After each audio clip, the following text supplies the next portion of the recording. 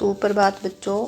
आज हम पढ़ेंगे 8वीं कक्षा का 14वां पाठ, जिसका नाम है आर्यभट्टः। आर्यभट्ट पाठ में आर्यभट्ट जी के बारे में बताया गया है। इसमें बताया गया है कि किस प्रकार आर्यभट्ट जी ने गणित को एक नई दिशा दिखाई और उन्होंने ही सबसे पहले दशमलव पद्धति का प्रयोग किया। और आप सबको मालूम होगा कि उनके नाम पर ही हमारे एक उपग्रह का नाम आर्यभट्ट भी रखा गया है। तो चलिए देखते हैं हमारा 14वां पाठ। पूर्व दिशायाम उदेति सूर्यः पश्चिम दिशायां च अस्तं गच्छति इति दृश्यते ही लोके। पूर्व दिशायाम उदेति, पूर्व दिशा से उदय होता है सूर्य, पश्चिम दिशायाम च और पश्चिम दिशा में अस्तं गच्छति अस्त हो जाता है, इति दृश्यते ही लोके यह संसार के द्वारा दृश्यते ही लोके देखा जाता है। परम न अनेन अवबोधम अस्ति यत् सूर्यो गतिशील इति, परंतु इससे यह नहीं जाना जाता कि सूर्य गतिशील है। सूर्य अचलः पृथ्वी च चला, यह सब के अक्षय घूर्णति इति सांप्रतम सुस्थापिता सिद्धान्तः। सूर्य अचल है और पृथ्वी चलायमान, जो अपनी धुरी पर घूमती है। यह इस समय भली भांति स्थापित सिद्धांत है। सांप्रतम का मतलब होता है इस समय, और सुस्थापित पूरी तरह से स्थापित सिद्धांत है। सिद्धांत अयम प्रथम येन प्रवर्तित स आसीत् महान गणितज्ञ ज्योतिर्विद च आर्यभट्टः। इस सिद्धांत को सर्वप्रथम जिन्होंने प्रारंभ किया वह महान गणितज्ञ के ज्ञाता और ज्योतिषी आर्यभट्ट थे। पृथ्वी स्थिरा वर्तते इति परंपरा प्रचलिता रूढ़ितेन प्रत्यधिष्ठा। पृथ्वी स्थिर है, यह क्या है, परंपरा चली आ रही थी और इस प्रथा का उन्होंने खंडन किया।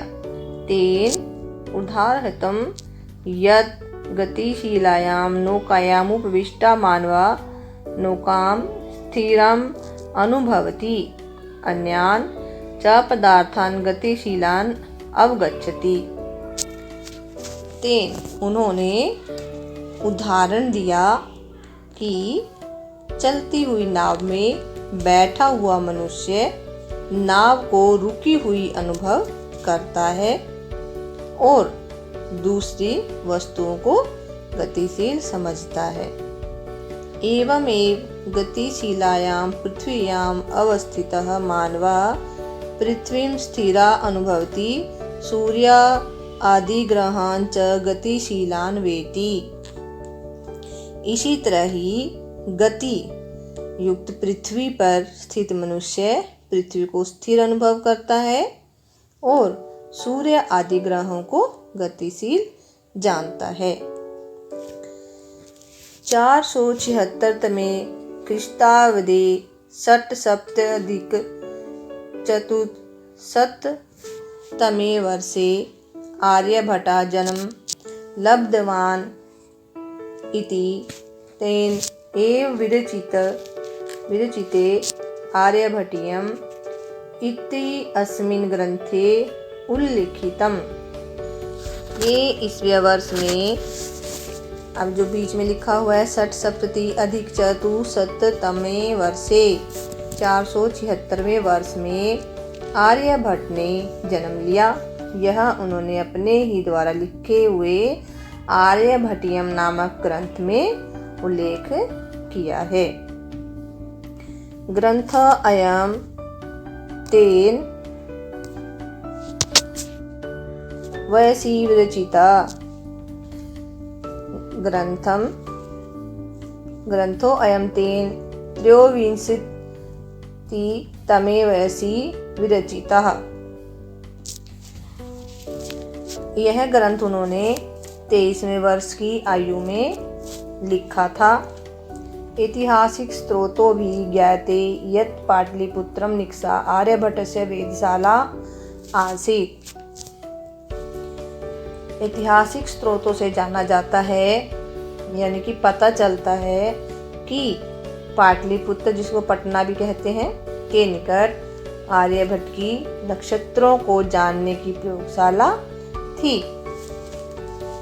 आर्यभट्टस्य योगदानं गणित ज्योतिषा संबंधं वर्तते यत्र संख्यानाम् आकलनं महत्वम् आदधाति।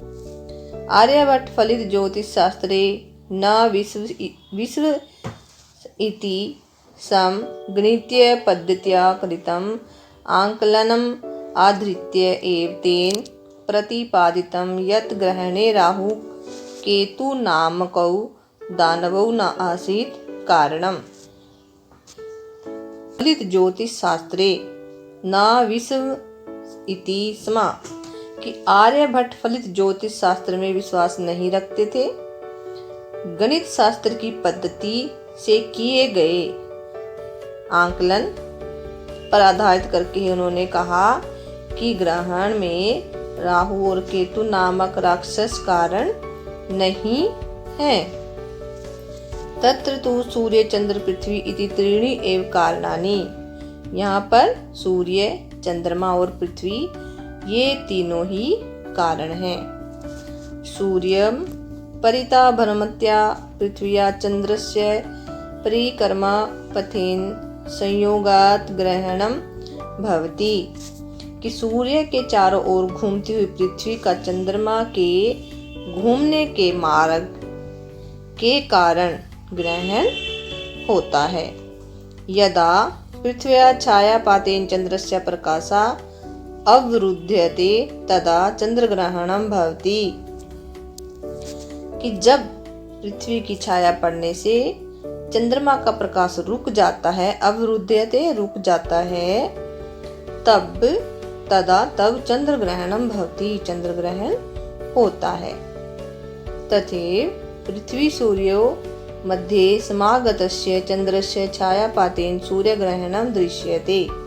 वैसे ही पृथ्वी और सूर्य के बीच में आए हुए चंद्रमा की परछाई से सूर्य ग्रहण दिखाई देता है।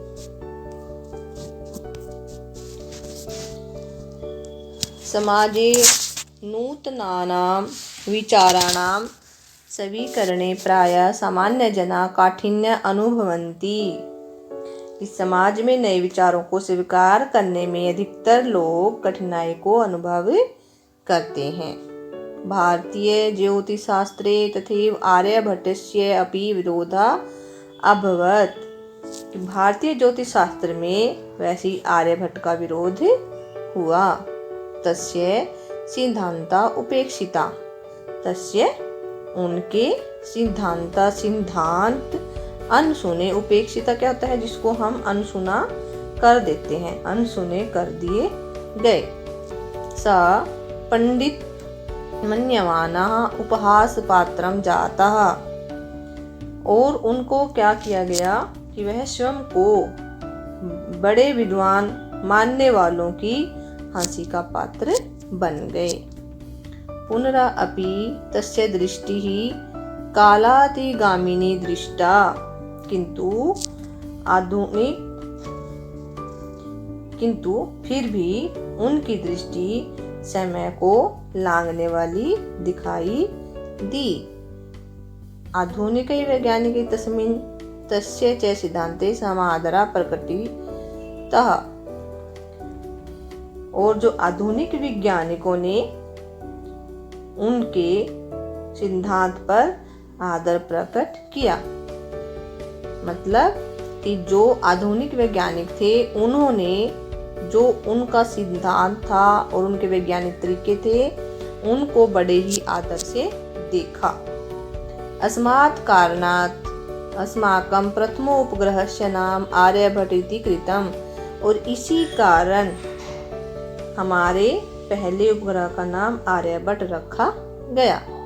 वस्तुतः भारतीय गणित परंपरायाः अथ च विज्ञान परंपरायाः असौ एकः शिखर पुरुषः आसीत्। वास्तव में भारत की गणित परंपरा के और विज्ञान की परंपरा के वह एक सर्वोच्च व्यक्ति थे।